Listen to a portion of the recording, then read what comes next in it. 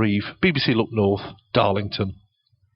Now, you know they say you should never meet your heroes in case they're not the people that you think they are. Well, these two guys are North East legends, who I'm delighted to say are top blokes as well. Brendan Foster, the mastermind behind the Great North Run, and Mike Neville, who started the first run and who was Look North for more years than you probably care to remember, Mike. Yeah, long time. It certainly was, yes. Well, they're here to talk about 30 years of the Great North Run. But before that, this week we're featuring the stories of people who've taken part over the years. We all have our stories about the run.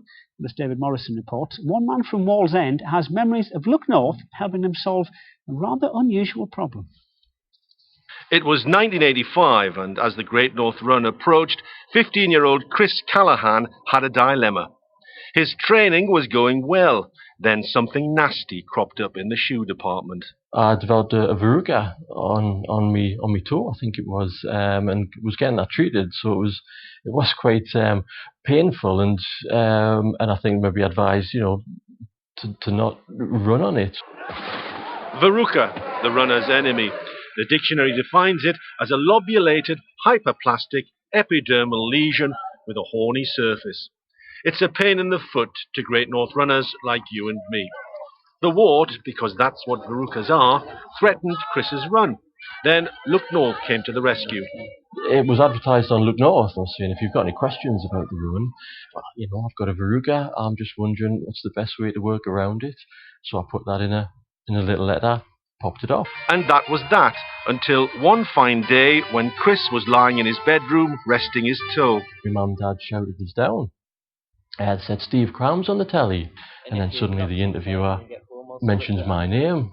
We've had a question from one of our viewers, Christopher Callaghan, who's 16 and lives in Wallsend. He's developed a very painful verruca on the sole of his foot.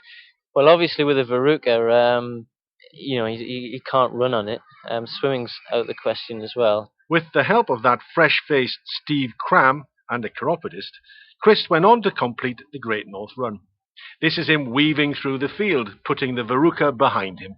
A memorable achievement, but there's one memory that Chris can sometimes be a bit of a pain in the foot about. I've always been quite proud of the fact that Steve Cram was once on the telly talking about my verruca. Now that's public service for you. A fun run and medical advice. I hope you charged him, Brendan. Well, you kind of get a better doctor than Steve Cram, to give you the advice. You go to the top for these things. Looking young, as we all did back then. That right, was back in 1981. I mean, could you ever have imagined in 2010 the Great North Run would still be going and getting bigger and better? Well, we had no idea, because back then the biggest event that was held in Britain was 1,300 runners in the national cross country. And we came along here, and I remember talking to Mike and John Bird, who was the boss of this organisation in those days. So we got this little idea, and what do you think? And we said, yeah, come on, let's give it a go. And then when the envelopes started arriving, inundating the building, I don't think I was as popular as I was when I first came along and said it.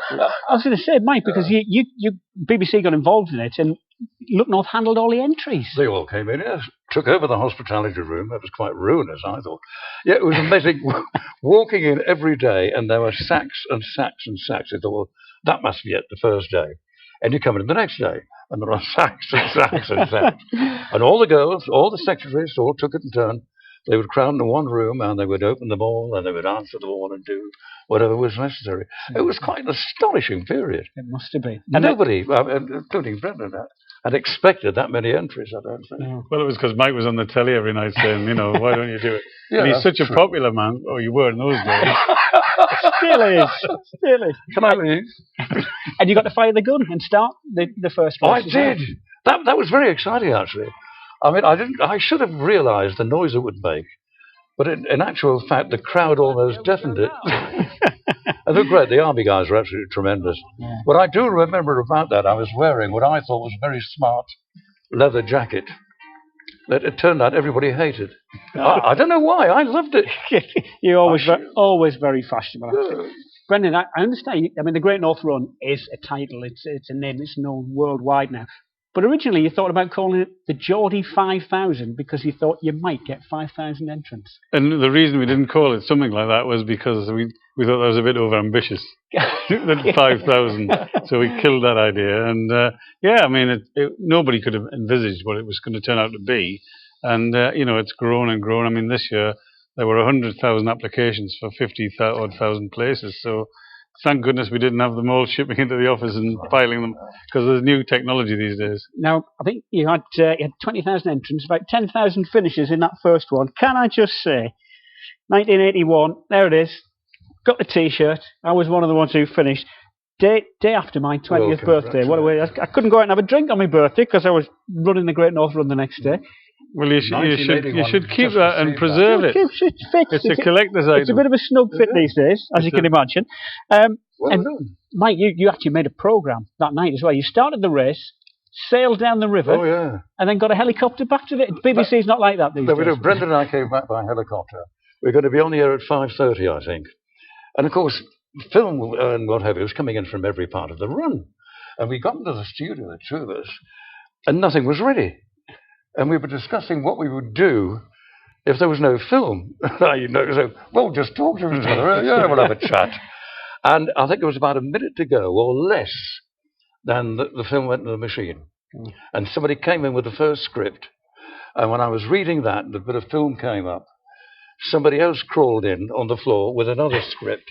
Each time a particular piece of the run was edited. Live TV, proper television. But everybody joined in. I remember the station manager that day, lovely Jim Graham. He was acting as runner. He was crawling in with scripts. And they were all hoping, because everyone used to love it when Mike went ad lib. In fact, it was more popular than when he went on the script. And they were all hoping, but that day he was script perfect. Well, I was terrified. That's why. I mean, now, Brendan, it's your live coverage, fantastic coverage on BBC One in the mornings. I mean, 30 years, 30th event. What's the future? Is it going to go on? Can you see it? You come up with something every year.